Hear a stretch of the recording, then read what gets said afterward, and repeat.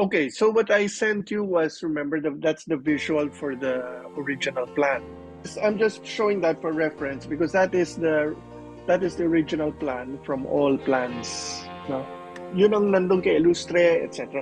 If you notice, even Manosa kept an aspect of that. Yes. Di Yes. ba? Okay, so yun ang mawawala. So all developments since have departed from that. No? Ang naging dahilan kung bakit pumayag yung pamilya was that monument aside, may public service aspect, which was library, museum, and theater. The entire reason, for example, that my grandmother gave permission for her husband's remains to be moved to QMC was not that there would be a monument, but that there would be a museum, a library, and a theater. If the mayor has problems with parang masyadong grandiose yung idea sa kanya nung moral victory monument mo, which is actually a complex, you may want to consider turning it into those aspects.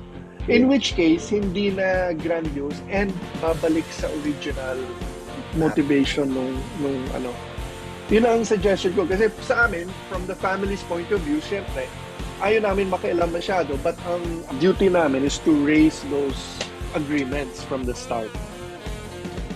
Ang punto ko lang, ibalik mo lang yung mga nawalang purpose. All I'm saying is, those are the things that expand your stakeholders, bring it back to its original purpose, but at the same time, make it more useful to the community. Yeah. Diba? Alam mo naman yung misgivings ni Mayor. So work with it na. I mean, if you can keep your baby, if you repurpose it to something more strategic, baka yun ang susi. And so we did. In accordance with these historic revelations, reminders, passed on mandates, and requests regarding Quezon Memorial Circle, and with Manuel Quezon III himself specifically anointing our proposed Moral Victory Monument alone to finally end the aimless multi-decade design guesswork for QMC by fulfilling QMC's long-forgotten moral obligations to the Quezon Shrine. We hereby resubmit our revised historically compliant participative private-public partnership redevelopment proposal for a much better-built memorial circle through angel investment, fully aligned with their shared advocacies for inclusive sustainable tourism, for human development and empowerment, for urban farming, for cultural awareness, for historical reverence, for clean air, for walkable cities, for commuter mental wellness, for servant leadership, and for maximum regreening. Notably featuring Paris-inspired radial visual corridors centered to the park's actual focal point to the iconic Trilon, flanked by sidewalk cafes with romantic views of the iconic epitome of the promise to love till death do us part.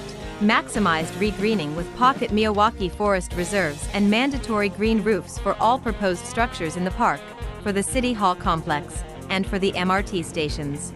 Ensuring that every equivalent square meter of footprint that our proposed structures borrow from nature shall be duly returned to nature right on top of their very own roof decks. Green-roofed swerve-free PUV terminals welcoming commuters that beautify the park's neglected outer perimeter with safer off-street transitways while decongesting the root cause of traffic along the one-way thoroughfare, as shown to everyone every day by Waze, Feng Shui, and Pamahing cures for the sacred memorial grave.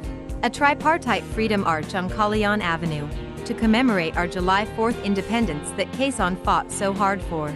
A pandemic frontliner monument at East Avenue, to honor our modern heroes working here and abroad. A True North Moral Compass monument at North Avenue, serving as a guide for our daily life decisions.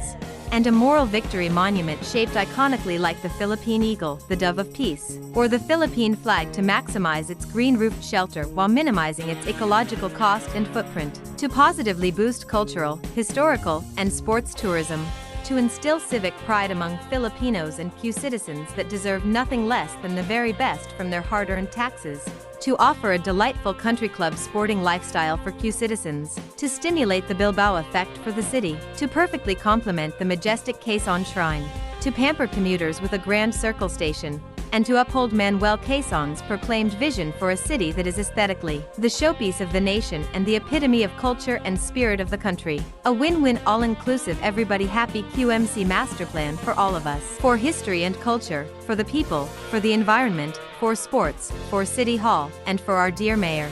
Personally, maganda because yung everything is green, you're bringing back the plants, hindi na magulo, pedestrian and people friendly, maganda tingnan, alam mo, maraming tubig, and so on. Providing a visually delightful and economically stimulating architectural design that is uniquely Filipino, with a meaningfully relevant landmark icon and tourist attraction that we are not undeserving of as taxpayers, and an alternative citizen-initiated master plan option that is comparatively much better aligned with the mayor's core thrust and vision for servant leadership, for people empowerment, for sports development, for economic progress, for sustainable regreening, and for public benefit. From my personal opinion, would boil down to 4 major points. I think the biggest selling point of this plan is finally letting the people in.